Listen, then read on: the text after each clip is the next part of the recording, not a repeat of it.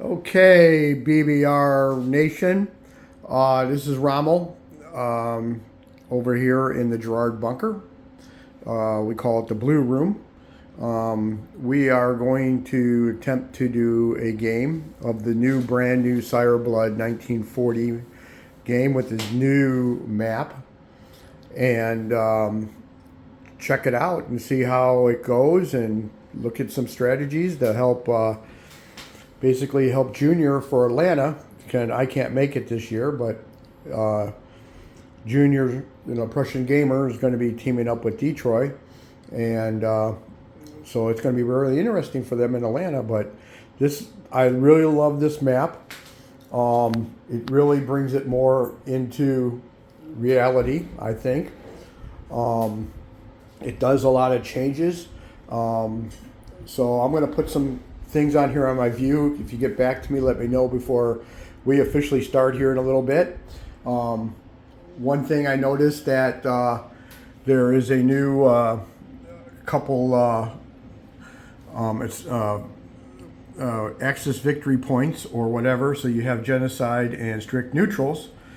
Genocide is like eliminating anything, like if you eliminate all the units for a country. I think to make it fair, and maybe that's something they can think about, is that it should be, let's say Russia, if you wanted to attack Russia and you took all their territories, that would be, to me, eliminating, because you can easily just build a bomber, fly guys, put them on London. It can be broken up real easy, but like if you control the nations of that whole country, I think that'd be genocide, but that's just my opinion. A new neat thing is the U.S. is broken up into two. Let me go to the other side and you can see it better. Also, another new thing is Lend-Lease. Russia now has 3 Lend-Leases: Middle East, Europe, and Pacific. And also China now gets an AA. So that's new in their rules too. So, but anyway, like the U.S. is divided into 2 territories. And I don't know if it's a typo or not, but the one way I'm looking at it is that he designed it where you have 2 minor factories in Washington, D.C., and then they'll go both majors to help offset the two properties or the 2 territories to be able to build enough units while you're neutral. So I think that's right. So hopefully comment on that. Like I said, Greece is now blocked off from the sea. And I've noticed in his new setup, he didn't even bother putting the fleet there, because it's, to me, like you said, it's been useless anyway. So that's pretty interesting.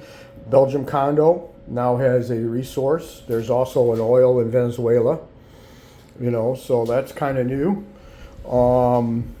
Japan. Territories have changed a lot. Tibet has a neutral and has a resource.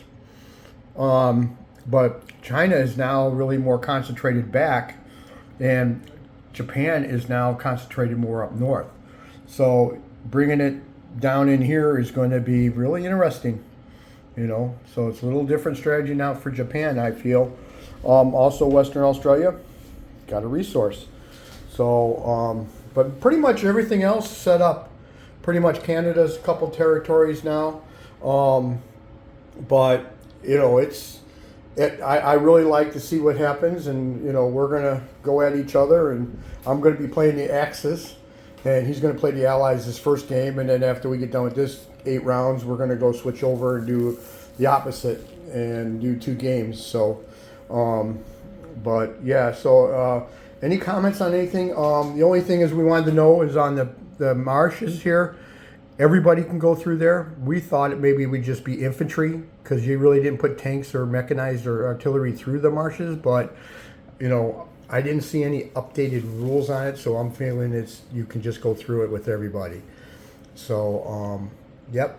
So and then, yep. But here we go. We're going to be getting ready to go. So, I won't be YouTubing it each turn. We will probably maybe do a little bit after each game. But just give me your comments, guys, real quick, and if I'm missing anything, let me know. Thanks.